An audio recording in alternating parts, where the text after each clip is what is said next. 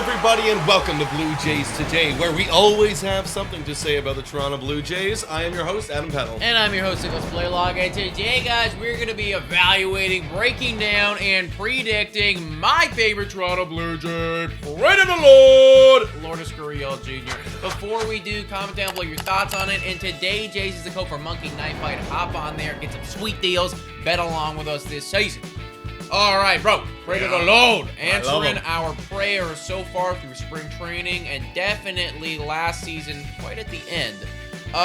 Fill the people in. What did he do last year? What was good? What did we like about him? Numbers. Yeah, I love Lourdes Gurriel Jr. He's a great, exciting player, and I'm gonna bring in a little bit later in this video one of my keys for him to be successful. But looking at last year, when he was using that key to success in the second half, I want to point out his second half numbers because this is what we're gonna be going off, guys. This was nice. It was really nice. He batted for a .296 batting average. On base of 360, slugging a 529, and an OPS of 889. When Lourdes Gurriel Jr. gets hot, he is one of the best in the business. He is incredible. Yeah. Total year, OPS of 785 because of that really down first half. What do you like about that second half? Well, I mean, everything about that second half is pretty incredible, and he just became a complete different player because in that first half, guys, he had an OPS of 710, a batting average of 262, and on base of 289. Think about that. Batting average of 262, on base of 289. You know what that tells me? That tells me that he is not taking enough pitches. He is chasing like crazy. And that is, that is something that Lourdes Gurriel Jr., he's kind of in the same vein as Bo Bichette. He's a bit of a free swinger. He doesn't take a whole lot of walks.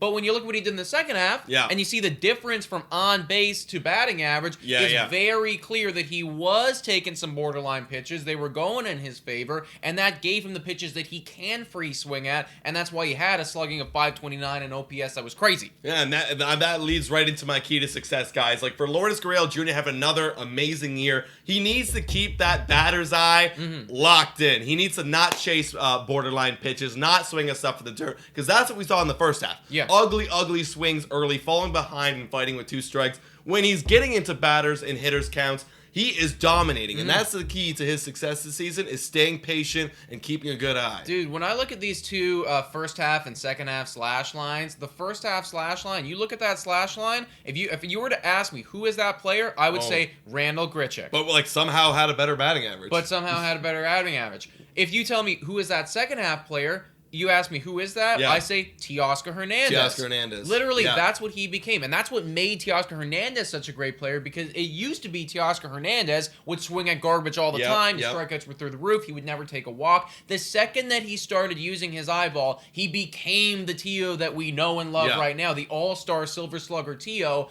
And I think that Lourdes Gurriel Jr. could be on the exact same trajectory as Teoscar Hernandez. Hey, I mean, he's 28 years old right now. Teoscar Hernandez is slightly older, like 1 year older. 29, I believe, Look, 28 years old is still a great age for a young batter to figure it out, and this looks like it could be a breakout year for the Lord, especially with the spring training numbers going through the roof. Yeah, that was nice. 28 ABs, I'll just quickly tell you, his OPS is 1.122 with a batting average of 429, and you notice the on base is 515. Granted, shortened sample size, obviously 28. And spring training. It's spring training, absolutely, but what I noticed when I used my eyeball test is he wasn't chasing those borderline pitches and stuff way away. No, the at-bats were very, very nice in spring training, and if he can just take that mindset, walk it into this season, then he should be in for a monster year.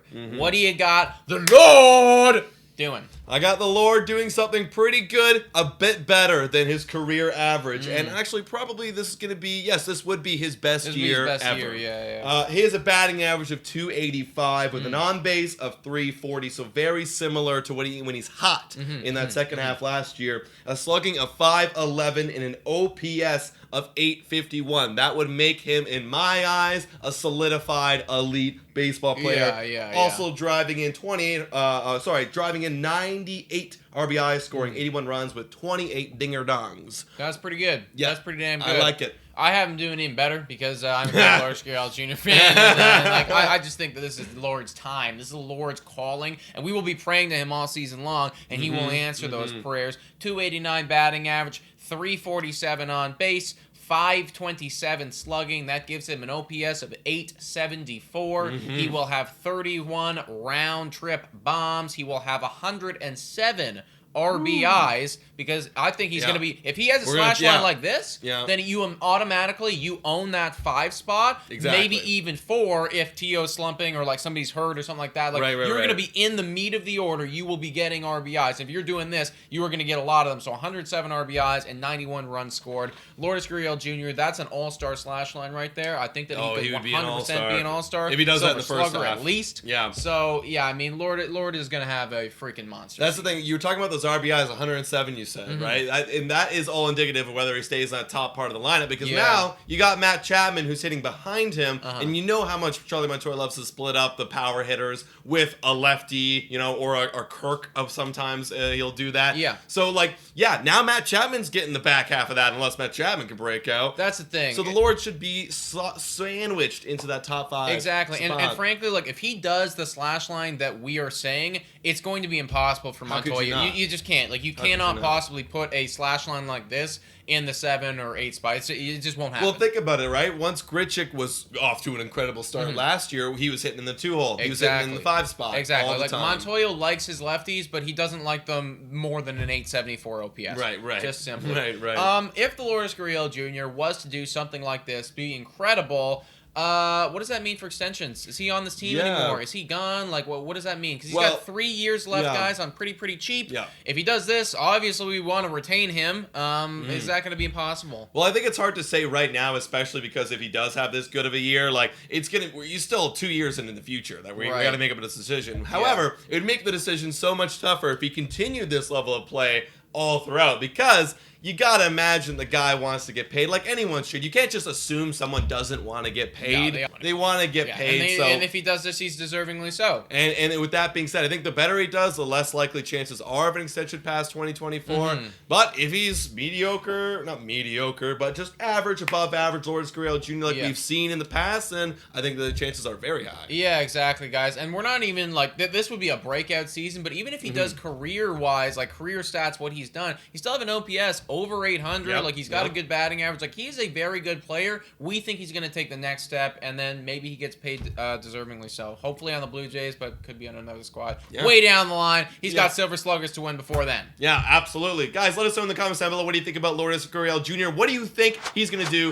in 2022? Give us a slash line down below. Also, $3 a month to become a Patreon member. Shout out and thank you to every single one of our current Patreon members. You guys are awesome. Calling on one-on-one. We want to hear from y'all. And thank you so much for watching. Go Jays, go!